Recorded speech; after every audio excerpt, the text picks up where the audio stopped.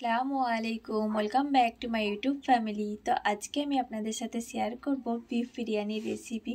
তো আপনারাও যদি ঘরে রেস্টুরেন্টের মতো সুগন্ধি তেল ঝরঝরে পারফেক্ট টেস্টি বিফ বিরিয়ানি বানাতে চান, তাহলে আজকের রেসিপিটা আপনাদের জন্য।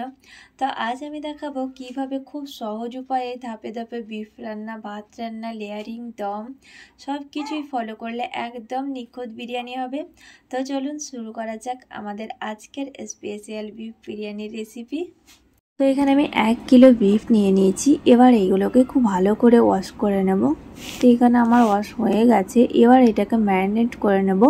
তো তার জন্য এখানে দিয়ে দিচ্ছি 1 টেবিল স্পুন লবণ, 1 টেবিল স্পুন হলুদের গুঁড়ো, 1 টেবিল স্পুন লঙ্কার গুঁড়ো, 1 টেবিল স্পুন জিরে ধনে পাউডারের গুঁড়ো, আর দিয়ে দিচ্ছি এখানে 2 টেবিল স্পুন আদা রসুন বাটা, হাফ লেবুর রস, আর দিয়ে দেবো এখানে দই। তো এখানে আমি 1 কাপ দই দিয়ে দিলাম। এবার এটাকে খুব ভালো করে মিক্স করে নেব। তো এখানে আমার মিক্স হয়ে গেছে। এবার এটাকে ঢাকা রেখে দেবো 1 ঘন্টা মতো।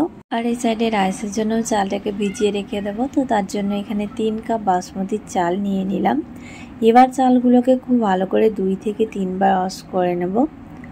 তো এখানে আমার চালটাও খুব ভালোভাবে ওয়াশ হয়ে গেছে। এবার এটাকে ঢেকে রেখে দেবো 1 ঘন্টা মতো।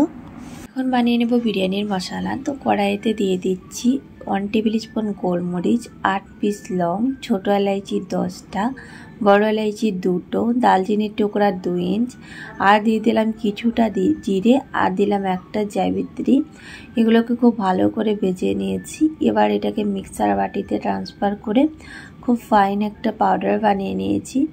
আর উপর থেকে দিয়ে দিচ্ছি একটু জায়ফল।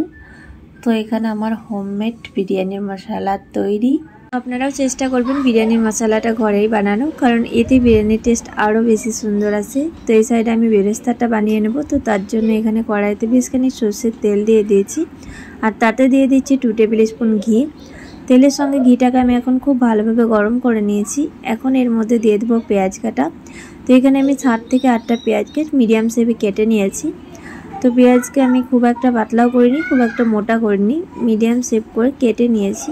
তো কিছুটা সময় ধরে আমি পেঁয়াজগুলোকে খুব সুন্দর করে ভেজে নেব। তো যতক্ষণ না ব্রাউন হচ্ছে ততক্ষণে পেঁয়াজগুলোকে ভেজে নেব।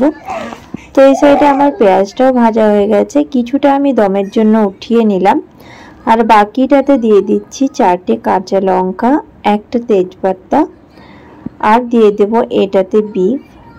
তো যেটা আমি ম্যারিনেট করে রেখেছিলাম সেটা পেঁয়াজের মধ্যে দিয়ে দিলাম। এবার সবগুলোকে খুব ভালো করে মিক্স করে নেব। তো এখানে আমি 5 মিনিট মতো খুব ভালো করে মিক্স করে নিয়েছি। আর তারপরে দিয়ে দিলাম এতে যে বিরিয়ানির মশলাটা বানিয়ে রেখেছিলাম সেটা। এবার এটাকে ঢেকে রেখে দেব 15 মিনিট মতো। আর এই সাইডে আমি আলুগুলো ফ্রাই করে নেব। তো আমি এখানে 5 থেকে 6টা আলুকে 2 ভাগে ভাগ করে নিয়েছি, আর যেটা বেশি বড় সেটাকে আমি 4 ভাগে ভাগ করে নিয়েছি। এবার এতে দিয়ে দিলাম 1 টেবিল স্পুন লবণ। এবার এটাকে খুব সুন্দর করে ভেজে নেব যতক্ষণ না ব্রাউন হচ্ছে। তো এটাকে আমি ঢেকে ঢেকে অনেকটা সময় ধরে আলুগুলোকে ফ্রাই করে নিয়েছি। যতক্ষণ না সেদ্ধ হয়েছে ততক্ষণ আমি ফ্রাই করে নিয়েছি। তো এখানে দেখতে পাচ্ছেন আলুগুলো আমার খুব সুন্দর ফ্রাই হয়ে গেছে। আর এই সাইডে একবার আমি বিফটাকেও নেড়ে নিচ্ছি। তো 15 মিনিট পর আমি একবার নেড়ে নিলাম। এখন বিফটাকে খুব ভালো করে কষে নেব। তো আমার সময় লেগেছিল আধা থেকে 1.5 ঘন্টা মতো। তো বিফ যতটাই ভালো কষা হবে বিরিয়ানির টেস্ট ততটাই সুন্দর লাগবে। তো এখানে আমি একটু নাড়াচাড়া করার পরে লাস্টে আমি অ্যাড করে দিচ্ছি এখানে রেড চিলি পাউডার। তো এখানে আমি 1 tablespoon red chilli powder দিয়ে দিলাম। এবার এটাকে আমি এক সাইডে বসিয়ে দিয়েছি।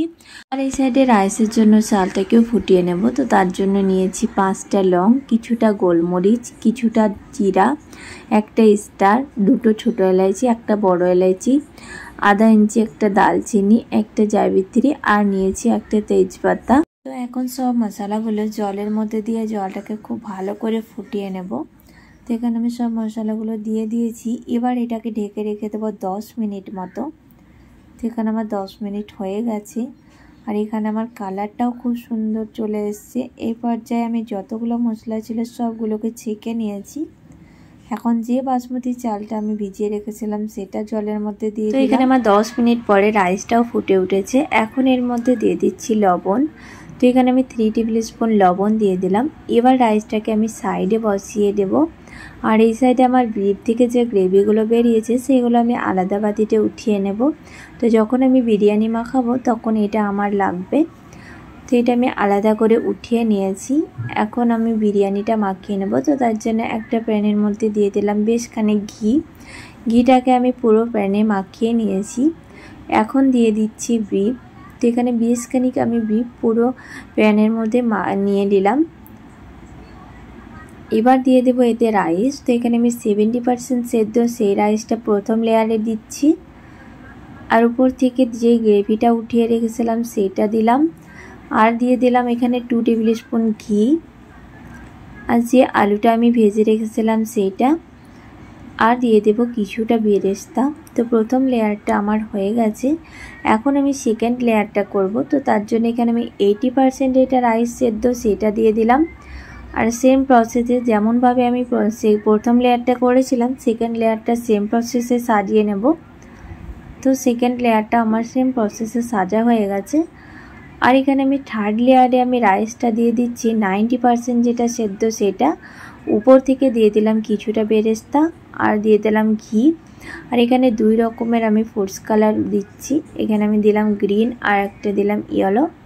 তো এখানে আমার বিরিয়ানিটা মাখানো কমপ্লিট হয়ে গেছে। এখন বিরিয়ানিটাকে দমে বসাবো 10 মিনিট মতো। তো এখানে আমি ডাইরেক্ট বসাবো না। তো তার জন্য এখানে লোহার একটা আমি নিয়ে নিয়েছি চাটু। তো চাটুটাকে খুব ভালো করে হিট করে নিয়েছি। এবার বসিয়ে দিব বিরিয়ানির প্যানটা। তো এখানে আমি চারি সাইডে আমি আটা দিয়ে খুব ভালো করে কভার করে নিয়েছি। এবার এটাকে হতে দেবো 10 মিনিট মতো। তো 10 মিনিট পরে আবার দেখা হচ্ছে। তো এখানে আমার 10 মিনিট হয়ে গেছে। আর দেখতে পাচ্ছেন আমার বিরিয়ানি কতটা ঝরঝরে হয়েছে। তো আপনারাও যদি এমনই ঝরঝরে বিরিয়ানি খেতে চান তো আমি যে ছোট ছোট টিপ আর ট্রিক্স ফলো করলাম সেগুলো অবশ্যই করুন। আর আপনারাও বিরিয়ানি বানান তো আপনাদের বিরিয়ানি পারফেক্ট বানবে। তো আমার বিরিয়ানির রেসিপি আপনাদের কেমন লেগেছে প্লিজ লাইক কমেন্ট আর শেয়ার করুন। আর যারা নতুন আছেন তো চ্যানেলকে অবশ্যই সাবস্ক্রাইব করে দেবেন। বাই, টাটা, আল্লাহ হাফেজ। দেখা হচ্ছে আবার নেক্সট রেসিপিতে।